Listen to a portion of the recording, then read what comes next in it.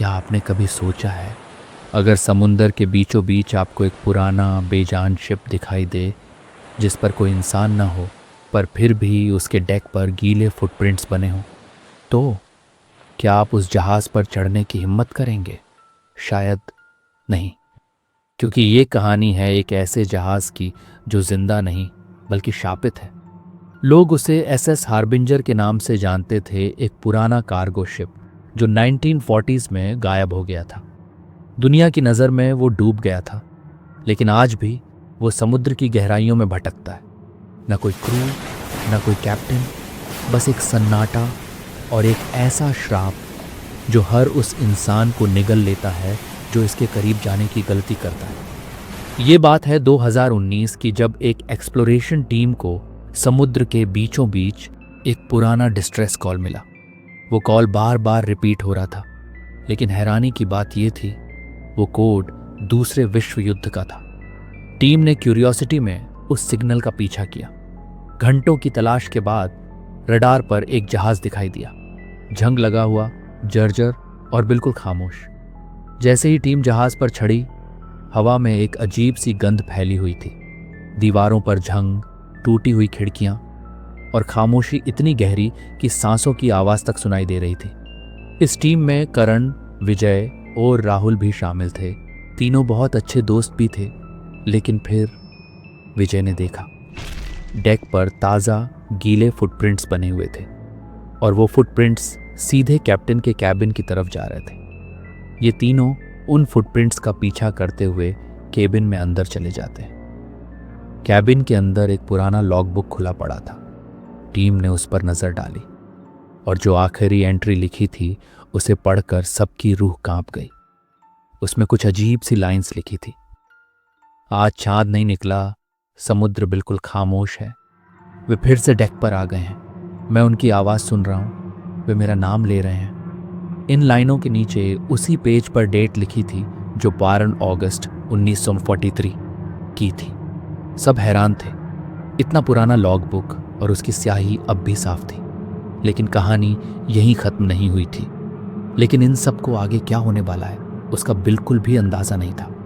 रात होते ही अजीब अजीब आवाज़ें आने लगीं। जहाज़ के लोहे की दीवारों से, हवा के डक्ट से, यहाँ तक कि उस शांत समुद्र में अब हलचल होने लगी थी, मानो जैसे कोई उस शांत समुद्र के पानी को अशांत करने की कोशिश कर रहा हो। फिर अचानक से चारों तरफ से लोगों के चीखने की आवाज़ आने लगी, जैसे दर्जनों डूबे हुए लोग समुद्र के नीचे से पुकार रहे हों। टीम का एक सदस्य अचानक चीख पड़ा। उसने बाव पर किसी को खड़ा देखा। एक आदमी कैप्टन का कोट पहने हुए था। उसका चेहरा नीला सूझा हुआ और उसकी आंखें चांदनी रात में चमक रही थी। वो कुछ बोला नहीं, बस हाथ उठाया और समुद्र की ओर इशारा कर दिया। तभी अचानक एक टीम मेंबर गायब हो गया। उसका टॉर्च डेक पर घूमता हुआ गिर गया और उसकी रोशनी रेलिंग पर जाकर रुक गई। नीचे सिर्फ एक काला खामोश समुद्र था। विजय को उस जहाज पर बहुत सारे कैदी के कपड़े पहने हुए लोग दिखाई देने लगे और करण और राहुल ये सब देखकर सुन्न पड़ चुके थे। सभी कैदियों के शरीर नीले पड़ चुके थे और उनकी आंखों से एक अजीब सी चमक दिखाई दे रही थी।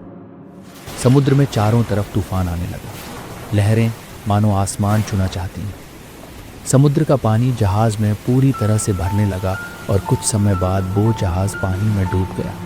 साथ ही विजय के सभी टीम मेंबर भी उसी के साथ जहाज में हमेशा के लिए कैद होकर रह गए। बाद में इन्वेस्टिगेशन में सच सामने आया। ये जहाज युद्ध के समय वॉर टाइम ट्रांसपोर्ट था, जिसमें प्रिजनर्स को ले जाया जा रहा था, लेकिन जहाज कभी अपनी मंजिल तक नहीं पहुंचा।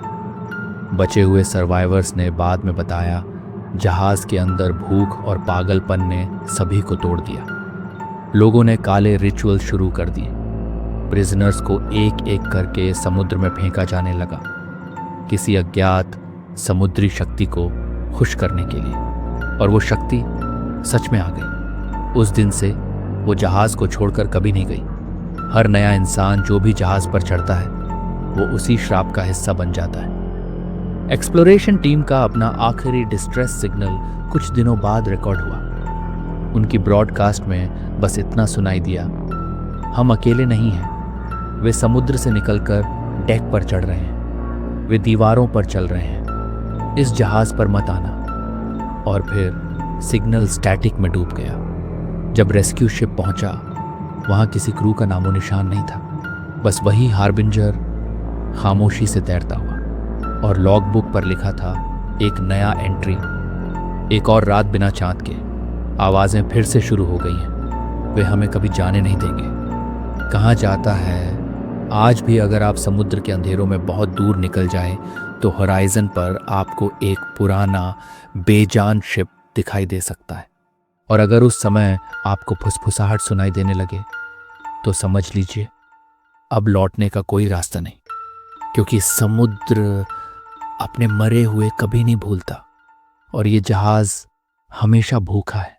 हमारी ये हॉरर स्टोरी कैसे लगी? वीडियो को लाइक और शेयर करें। ऐसे ही और अनकही हॉरर स्टोरी के लिए हमारे चैनल द हॉरर वॉल्ट को सब्सक्राइब करें।